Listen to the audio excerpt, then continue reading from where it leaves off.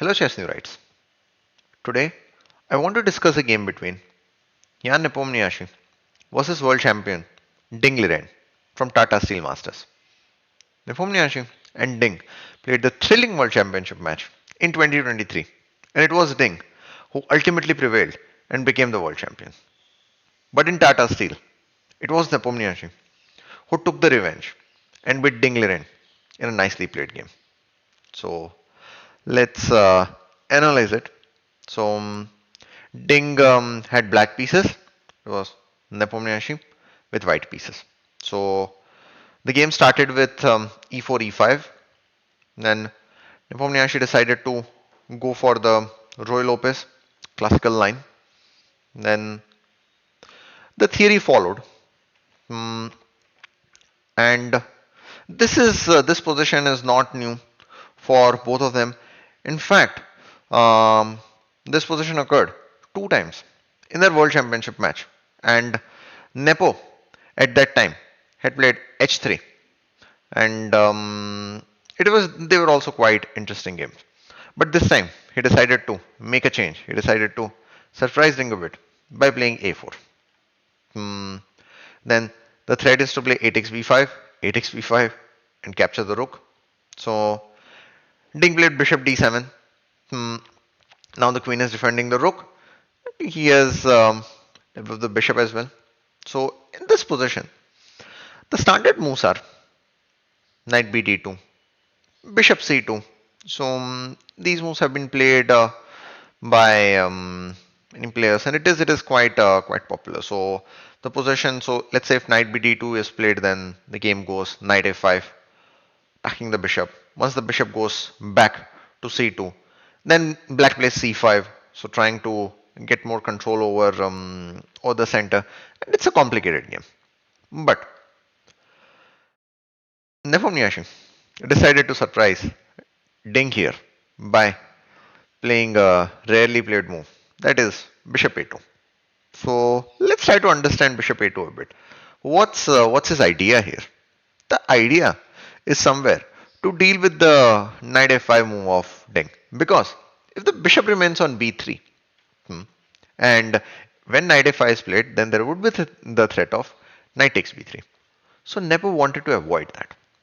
So now the question is that what if black plays knight a5? Um, uh, Now that the bishop is not there, so before black is able to play c5 and try to fight more for the center or get the pawn there, so after knight a5, white can immediately play b4 because now that bishop is not being attacked, so you can immediately put pressure on that knight. And if the knight goes to b7, then it's not that active. And if the knight goes to c6, then it just came back from where it was, so it hasn't helped black much. So this move deals with the knight a5 idea of black. So, but it's this is the position where it's not like the all the activity of black is dependent upon that knight a5 idea. Black can try for some other ideas as well. So let's see how the game went. So in this position, Ding played h6. It is nice small prophylactic move. So one of the common ideas in these type of positions is to play rook e8, bishop f8, and then you can play g6, bishop g7. Or there can be some ideas like that. But sometimes what happens is that if the rook moves from f8 to e8, then if h6 has not been played, then white gets an option of playing knight g5 and then putting some pressure on this pawn and making it a bit difficult for black. So that's why Ding played h6. Uh, Nepo also played h3.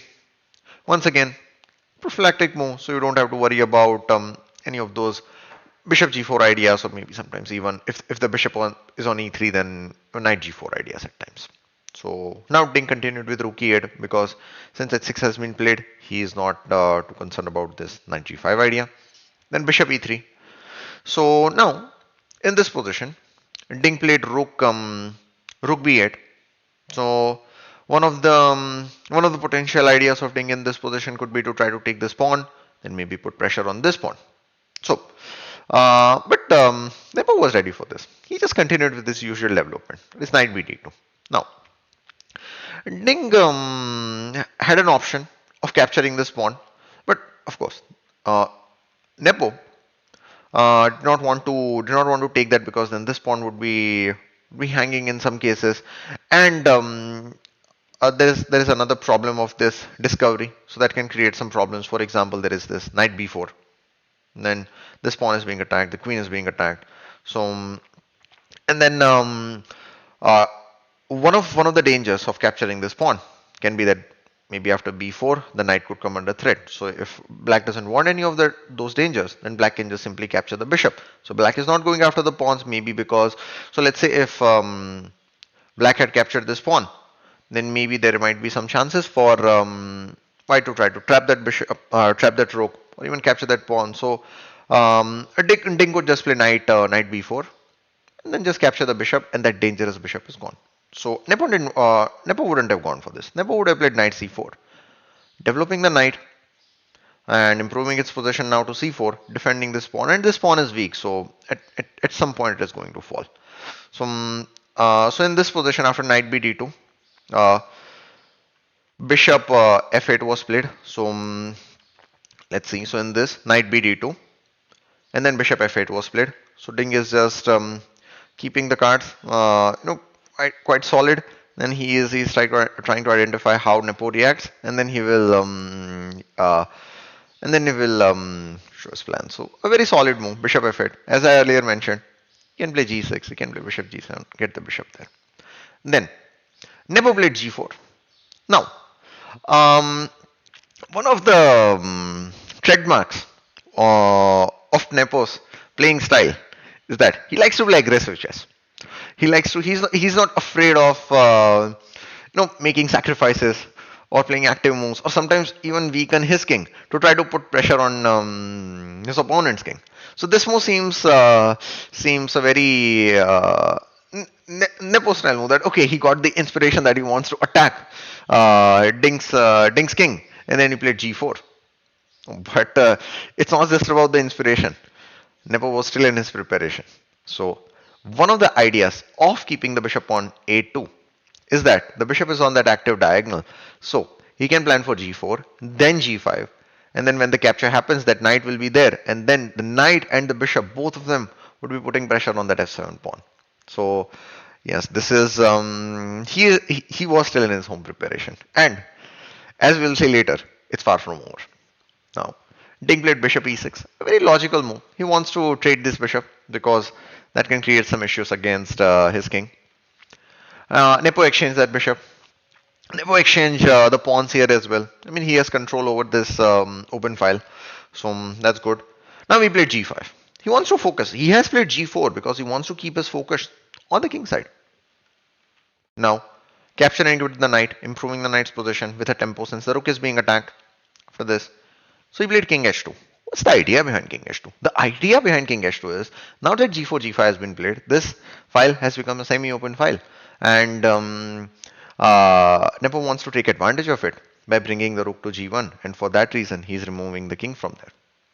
Then there is an important principle that when your opponent is going for flank attack, then you should strike in the center. So Nepo went for g4, g5. That is, of course, a flank attack. Then what should Ding do? Ding played the principal move d5, strike in the center. So the weaknesses that have been created because of this flank attack can be taken advantage of in a better way if there's a break in the center. So Nepo played rook g1 in this position. So he's like, okay, I don't see that big of a threat with d5. I'll continue with my kingside plans. Ding played d4 in this position, and after c takes d4. So here is where Nepo, in his post-game conference, said that he was not too happy with Ding's move, in a sense that it was not a good move by Ding. So Nepo added that Ding should have played knight takes c4, bring the knight in the center on the outpost square, and that knight in the center would play an important role in getting some counter play, and sometimes it can even go to knight e6, maybe try to exchange that knight, or it's and then once after knight takes d4, once that knight will move, then this pawn can also come under threat. It's of course an extremely complicated game, and Nempo said that Ding should have played this move. This would have been better. And now You'd be surprised to know that Nepo also added that knight takes d4 was still Nepo's preparation. And this is 21st move. And he said that it was still his preparation. So now, it's anyone's guess how much in depth he would have gone in this. But at least he has seen this. At least he would be prepared to do 21 moves. That's modern chess for you. So you have to be extremely well prepared at that high level to try to outplay your opponent. So of course it's not that in every game you see such deep preparation, but it exists and time to time it can be seen as well, like in this game. So, but Ding played e takes e4 in this position. So of course the bishop needs to be saved. So bishop f4 was played by Nepo. Then Ding played bishop d6. He's like, okay, let's trade some pieces off.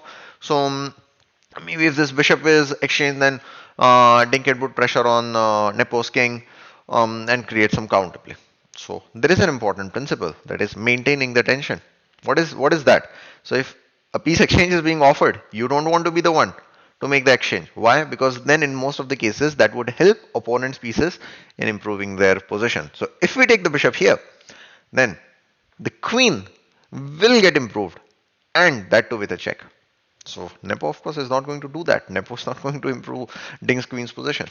He played bishop g3. He's like, if you want the exchange, you take my bishop and let me improve my rook's position. I'm not going to improve your queen's position. So um, in this position, Ding played bishop takes g3. Nepo took it with the rook. Then queen d6 was played. Now the spin is there. So Nepo has to be a bit careful. So he played king g1 in this position. So now it seems like, oh, why did he play king g1? I mean, maybe he could. Okay, not right now, not queen g1 because knight h5. This is getting pinned. But then that would be like, okay, wait. Couldn't he play king h1? It would be better because then the queen could go to g1 at some point and then do something.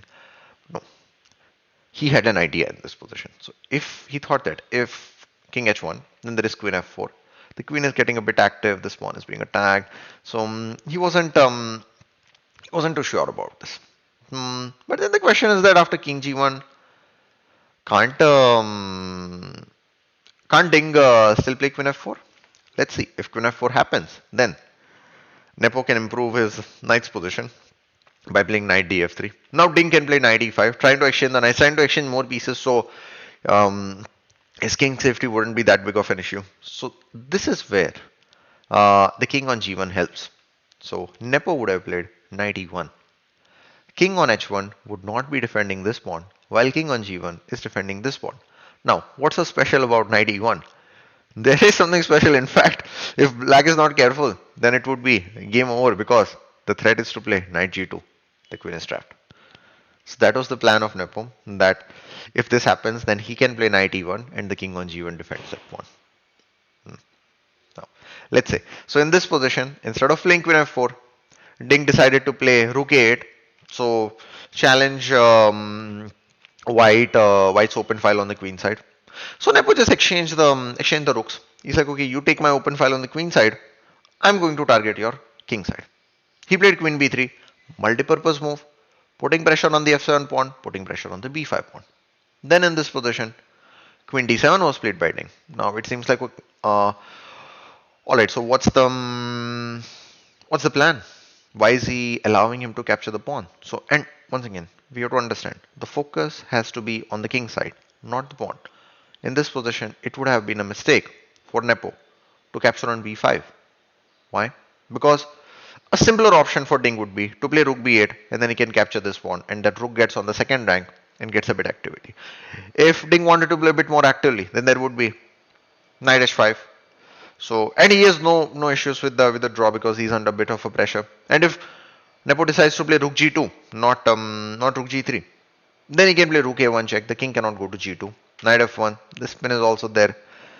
And then there is rook a5, once again putting some pressure. And then there can be this knight h5, knight f4. Some annoying ideas can be there. And though Nepo has won the pawn, but black is gaining some counterplay. So that's why Nepo did not do all this to win the pawn. Nepo did all this to put pressure on Ding's king. And let's see how he continues doing that. So in this position, he played knight df3. let's bring the knight. Let's keep up the pressure. Then Ding played rook b8.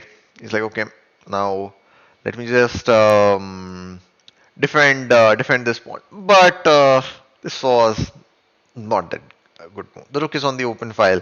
Maybe it could do something. So and then he's making this rook passive. But the position is not so easy to play. So the move that he should have done, not at all easy, is knight d8. Quite passive move, but it just helps black in keeping his king side stable, and then can continue. So then Ding went for rook b8. Now Nepo played queen c2 in this position. So not the best move. So here he should have tried something else. So he should have played knight h4, and then he should have tried to bring the knight to f5, then put more pressure on the king. But as we can understand, the game was quite complex, so some inaccuracies like this happened by both sides. So queen c2 was played. Then in this position, rook b6 was played by Ding. So he's like, okay, it was defending this, but let me also do something. So if it wants to shift on the king side, then it can be done. Now Nepo played e5. He's like, let's keep the focus on the king side. Let's push the pawn. Let's try to restrict black's position. Ding played knight h5, removing the knight with a tempo. Uh, Nepo saved the rook by playing rook g4. Then Ding went back, rook b8, and that was not the best move. So this was his opportunity. He should have centralized his queen. So keeping pressure on the king side, on the queen side, on the center as well. And still, Nepo still would have the activity, but Ding is still fighting. So rook b8, not the best move. Then Nepo improved the queen's position by playing queen c5. This pawn is under pressure. So Ding defended that by playing rook d8. Once again, in this position, Nepo is not after this pawn. He's like, okay, let's keep the pressure on the king.